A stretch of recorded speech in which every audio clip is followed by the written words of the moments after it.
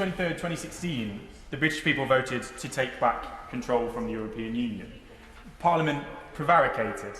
And for the next 4 years we had dither and delay, to coin a phrase, elections, what seemed like millions of votes in this place on the same thing, over and over again, under 3 prime ministers. But here we are, still talking about the same thing, hopefully coming to the end of this period where we can finally decisively put this issue to bed. On December 12, 2019, the people of Mansfield voted overwhelmingly to get Brexit done, and the rest of the country agreed. We want to be a free-trading, independent country that's in charge of our own destiny and, vitally, in charge of our own borders, and this bill is vital to ensuring that we can do that. On Monday, Labour once again sided with the European Union rather than the British people, rather than backing the people that they once considered to be their core voters, who rejected them in droves in December. They failed to prioritise the structural integrity of the UK and instead advocated giving away more control to Brussels. And thankfully, we on this side of the House were able to ensure that this bill passed its second reading. I will give way. I thank the member for giving way. If he thinks that this bill is so great, then could he explain why the Prime Minister has now just announced a climb down and that he's going to put it back to try and get the government's own disgruntled backbenchers on side? I thank you for that intervention. I think it's right that the Prime Minister is willing to have conversations and be pragmatic in the way we approach delivering Brexit. If that means having constructive conversations about this bill and the best way to take our country forward, I think that's the right thing to do. And perhaps members opposite could learn from those constructive conversations about how we get things done in this place. I think that might be helpful to them. This week, the Labour Party voted against the bill that will ensure unfettered trading access within the United Kingdom. A party that's supposedly pro-union voted to risk our ability to trade freely throughout the UK. This is a strange new world, Mr Evans, although in many ways we're used to the opposition having a totally incomprehensible policy on Brexit by this point in time. They will instead allow the European Union a free hand and allow them to threaten us, to negotiate in bad faith, and they think we should do nothing at all. I've been reading a book this week, Mr Evans, amazing, I know, and there will be colleagues in here who aren't convinced that I do read books, but I do read books. And this book is called Beyond the Red Wall. It's by former Labour strategist Deborah Mattinson, that highlights this issue around this feeling of patriotism and pride that is felt by residents in my community of the importance of the sovereignty of the UK, and specifically control of borders, as a defining problem that meant voters in my part of the world don't trust the Labour Party anymore. And it seems from this week that they've learned absolutely nothing from that crushing defeat in December. It's quite right that this bill ensures that the people and businesses of Northern Ireland can't become the political football that the EU would like it to be. And if anything could serve to strengthen my constituents in Mansfield's feelings about wanting to leave this bureaucratic and self-serving institution that is the European Union, bearing in mind they voted 71% to leave back in 2016, then this is surely it. It must be clear to everybody in this place that the withdrawal agreement rests on reasonable interpretations of what is an acceptable outcome for both sides, and nobody could reasonably suggest that carving up the internal market in the United Kingdom in the way that's been suggested is reasonable. My constituents have been contacting me this week to express their overwhelming support for the Prime Minister, and while the media focus on negative commentary from here in the Westminster bubble, my constituents have been overwhelmingly supportive of the fact that he's putting our best interests first as a country, for doing what needs to be done to deliver on his promises, and he has my full support in doing that.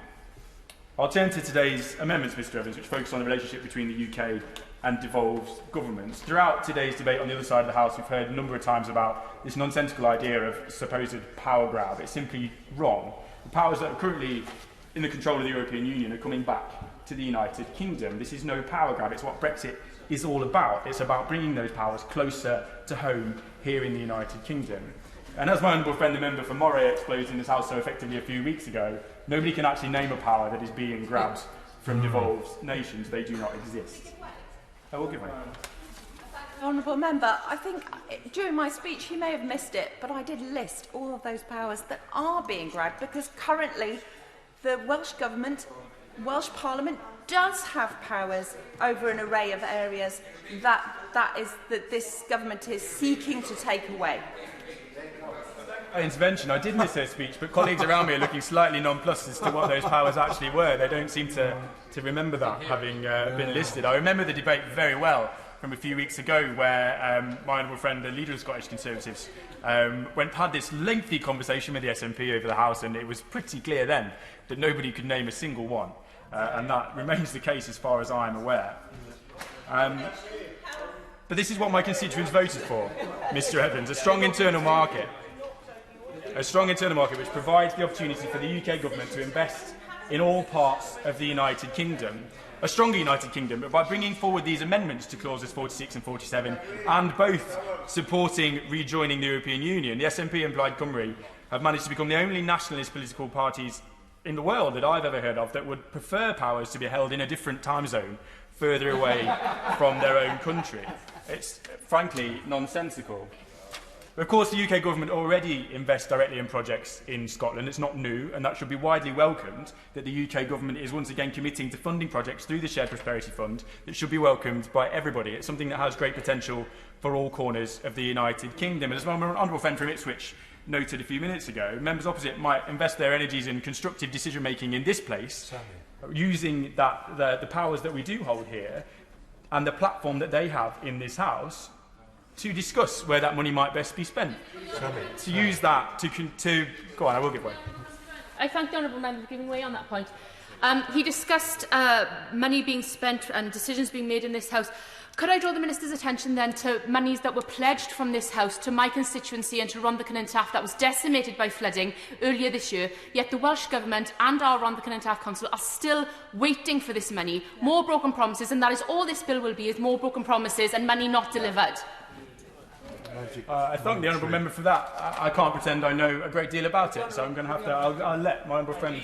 I'm grateful to the honourable member, and if she was in her place earlier, she would have heard a discussion between the honourable member for the Rhondda and myself, where I'd highlighted, and I think it was accepted, that flooding is a devolved responsibility, and in view that Wales receives £120. In view that Wales receives £120 for every £100 that's spent in England, that is a function. But if the Honourable Lady voted in favour of this bill, there is the capacity for the UK Government to step into her constituency to help with such flooding problems in the future. I thank my honourable friend for that intervention and response. I feel like I'm chairing this now, Mr. Evans, so I'm going to move on from that. I'm going to welcome an intervention from my honourable friend. And the honourable member is making some very good points as to how government spending directed centrally could actually help many of the devolved regions. Would he accept it? I mean, for example, in Scotland, the A75, which is an important route to Northern Ireland, one of the most unsafe roads in the United Kingdom, and the Scottish Government has, for whatever reasons, not been able to spend the money on it. Here's a good example of where money from outside Scotland could be spent on a national infrastructure which would improve safety and also improve the infrastructure in the area.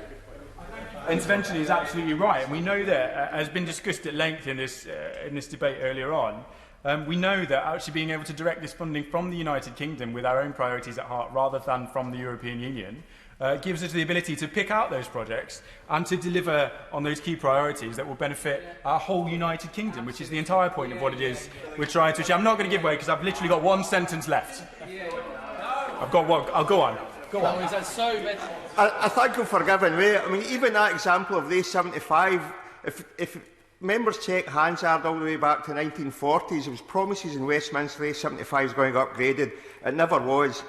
The European funding that Scotland's been able to access has actually upgraded many roads, bridges and increased connectivity in islands. Scotland needed that money from Europe because Westminster was not funding the infrastructure we needed, and that's the reality. And this bill is going to leave us further exposed. I thank you for that intervention and for pointing out that the EU were kind enough to return some of the money that we sent to them, having taken the tax off the top of it, to spend in Scotland with a great joy.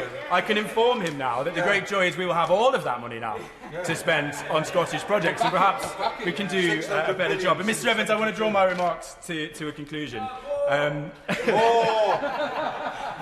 Look, I look forward to once again tonight voting for what my constituents wanted, which was to get Brexit done, to deliver a prosperous future for our great country as a whole United Kingdom. And this is our opportunity, as this draws to an end, as we get towards the 31st of December, to push through exactly what we promised to do in that election, to deliver on Brexit, and it has my full support. Yeah.